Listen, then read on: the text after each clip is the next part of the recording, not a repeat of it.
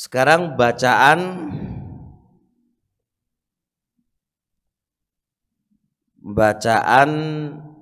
sholat nawafil, sholat sunnah. Apakah dibaca keras ataukah dibaca lirih? Kayak sholat sunat, sholat malam lirih apa? Keras. Sholat duha lirih apa? Keras. Rawatib lirih apa? Keras. Atau mau sholat rawatib macam ini lirih kan? Duha lirih. Sholat malam lirih kabeh ya. Kita tuh lirih semuanya ya. Enak lirih terus ya. Kecuali terawih ya. Kalau terawih keras itu pun dengan jamaah kan. Coba kalau saya sendiri lirih juga kan. Nah, baik. Kita kasih kaidah dulu. Untuk sholat sunnah rawatib itu lirih, dibaca lirih, semua dibaca lirih. Ingat, dibaca lirih. Untuk sholat sunnah rawatib itu dibaca lirih, dibaca lirih, baik rawatib di malam dan rawatib di siang itu dibaca lirih. Kata Imam Nawawi dalam kitab Majmu', kulluha bittifaqi ashabina, dibaca lirih itu karena kesepakatan sahabat-sahabat kami. Jadi bukan kesepakatan para ulama, tapi kesepakatannya ulama-ulama Syafi'iyah. Saya pribadi pun Pak nyari dalil nggak ketemu. Yang saya temukan adalah pernyataan Imam Nawawi ini. Jadi kalau sholat rawatib baik itu di malam hari atau di siang hari itu kita baca lirih. Kalau ditanya mana alasan Ustadz, saya tidak tahu alasannya. Tapi saya tahu hanya itu pernyataannya Imam Nawawi dalam kitab Majmu'. Itu pun beliau mengatakan fayusirru biha kulliha bittifaqi ashabina. Bukan kesepakatan para ulama, tapi kesepakatan ulama-ulama Syafi'iyah. Jelas insyaallah? Mafhum? Baik. Adapun sholat sunnah yang lain yang dilakukan di siang hari, adapun sholat sunnah yang lain, sholat sunnah yang lain yang dilakukan di siang hari, Imam Nawawi dalam kitab Majmu' juga mengatakan wa amma nawafilun nahari, adapun sholat-sholat sunnah di siang hari, fayusannu disunahkan lahul isroru, itu pelan-pelan lirih, bila khilafin, tanpa ada perselisihan di antara para ulama. Jadi sholat sunnah yang dilakukan di siang hari itu berarti apa hukumnya? Apa? Dibaca lirih, dibaca lirih. Berarti sholat duha lirih atau keras? Lirih. Tahiyatul masjid di siang hari lirih apa enggak? Lirih. Apalagi Pak? Sholat mutlak di siang hari lirih apa enggak? Lirih. Pokoknya sholat sunnah dilakukan di siang hari. Itu beliau Imam Nawawi menukilkan bila khilaf, tanpa ada perselisihan, itu membacanya dibaca lirih. Kemudian Imam Abdul Haq dalam kitab At-Tahajjud, Imam Abdul Haq di dalam kitab At-Tahajjud mengatakan apa? Mengatakan sebenarnya dari Nabi, kata beliau. Kata beliau, sebenarnya kalau kita tinjau dari Nabi itu nggak ada keterangan, kata beliau, nggak ada keterangan apakah itu dilirikan atau disirikan, dikeraskan atau dilirikan, itu nggak ada keterangan dari Nabi. Jadi Syekh atau Imam Abdul Haq dalam kitab At-Tahajjud juz 1 halaman 90, Pak, beliau mengatakan secara keterangan dari Nabi itu nggak ada keterangannya apakah Nabi itu mengeraskan atau melirikan. Cuma yang menurut saya yang paling tepat, kata beliau, menurut saya yang paling tepat adalah kalau siang hari itu dibacanya hanya liri, dibacanya liri. Itu menurut beliau ya. Dan kita sampaikan tadi ada penguat dari Imam Nawawi kan, bila khilafin, tanpa ada perselisihan di antara para ulama. Maka menjadi kuat kalau sholat sunnah yang dikerjakan di siang hari itu dibaca lirih. Kemudian seterusnya, adapun sholat sunnah dikerjakan di malam hari,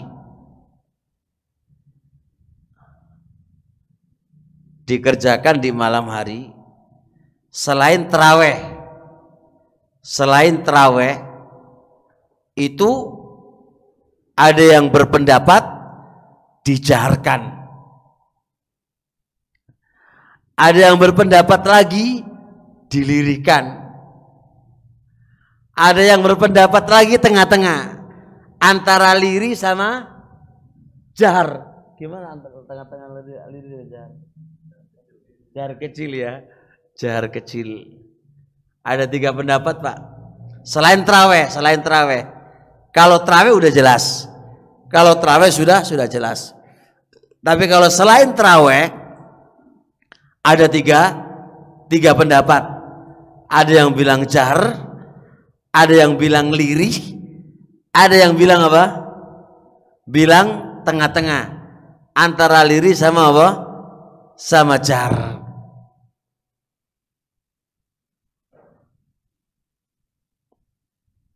Manakah yang paling kuat? Manakah yang paling kuat, Pak? Secara pribadi ana, Pak, saya belum mendapatkan manakah yang paling kuat secara pribadi. Kalau ditanya secara pribadi, saya belum mendapatkan manakah yang paling kuat, kecuali di sholat malam. Adapun selainnya saya nggak punya apa? Nggak punya ilmu. Jadi kalau anda kata sholat tahiyatul masjid atau baca lirih apa keras di malam hari. Walaupun ada khilaf di antara para ulama. Jadi saya terus terang aja pribadi ngamalkan itu ya. Walaupun ngerti ulama berbeda pendapat kan, tapi manakah yang paling kuat? Saya belum tahu. Walaupun saya secara amaliyanya lirih. Bayangkan, Pak, saya juga mumet, Pak, cari-cari.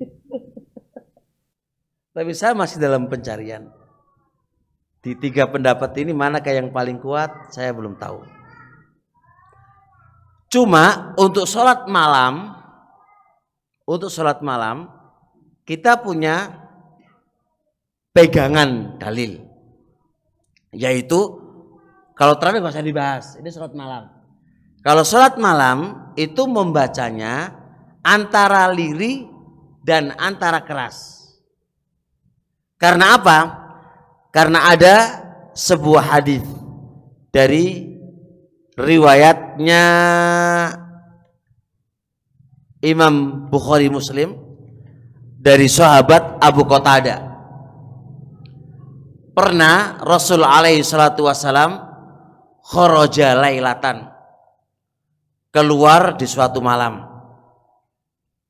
Tiba-tiba Abu Bakar radhiyallahu ta'ala anhu yusolli salat yakhfadhu min sautih, melirihkan suaranya. Jadi ngelewati rumahnya Abu Bakar sedang sholat tapi suaranya lirih banget.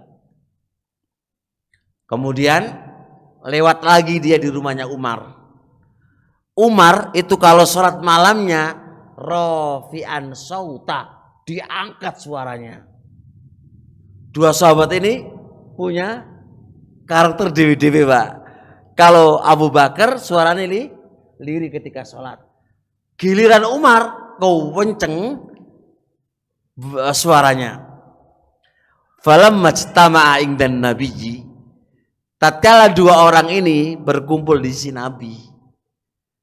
Nabi nanya, qala an-nabiyyu alaihi salatu wassalam, ya Abu Bakar, wahai Abu Bakar, marartu bika, aku melewati semalam di rumahmu.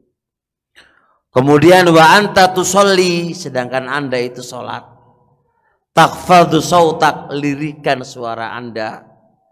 Ada apa? Apa alasan kamu? Apa alasan kamu? Ini juga dalil yang saya sebutkan di buku saya terbaru, nulis buku saya Kaifatu aliju abna'aka, bagaimana cara ngobati anakmu yang nakal. Saya sebutkan ini hadis, diantaranya adalah ketika anak itu salah itu harus ada hiwar, Pak, harus ada diskusi, jangan langsung menghukumi. Nabi alaihi salatu wassalam walaupun menganggap Abu Bakar itu taruhlah itu kurang pas kan, tapi kan nggak menghukumi dulu, tapi apa? Berdiskusi. Maka Nabi nanya, ya Abu Bakar, aku semalam melewati rumahmu sedangkan anda itu lagi sholat, kok lirih banget suara kamu itu, ada apa?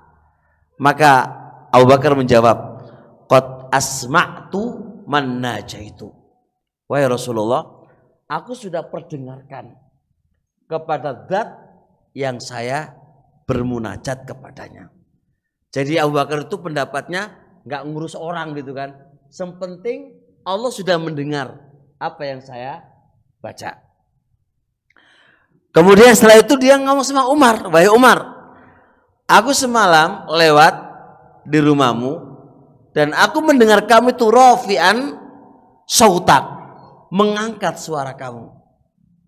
Jawabannya Umar apa? Ya Rasulullah, ukidu alwasnana wa atrudu syaitona.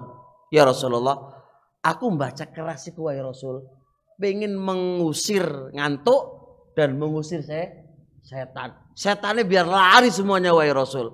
Dan yang ngantuk-ngantuk biar hilang ngantuknya. Coba lihat sisi alasan, masing-masing punya alasan. Dan itu penting banget berargumentasi dan ngerti apa sih alasan anak ketika salah berbuat sesuatu, kan ditanya mana alasan kamu kan gitu kan. Gitu loh. Oh, Ustaz. Nah, ketika itu Rasul alaihi salatu wassalam ngasih petunjuk. Apa kata Rasul? Ya Abu Bakrin irfa sautaka syai'a, wahai Abu Bakar, angkat sedikit volumenya. Dan Rasul alaihi salatu wassalam berkata kepada Umar, apa katanya? Ikhfat sautaka syai'a, turunkan volumenya. Berarti apa? Tidak terlalu lirih dan tidak terlalu kencang. Ini adalah kita pakai untuk sholat malam. Jadi sholat malam itu sunahnya apa? Tidak lirih dan tidak terlalu kencang. Jadi ya pertengahan lah, pertengahan. Nah, adapun untuk selain sholat malam, kita nggak punya dalil untuk itu. Nggak punya dalil untuk itu.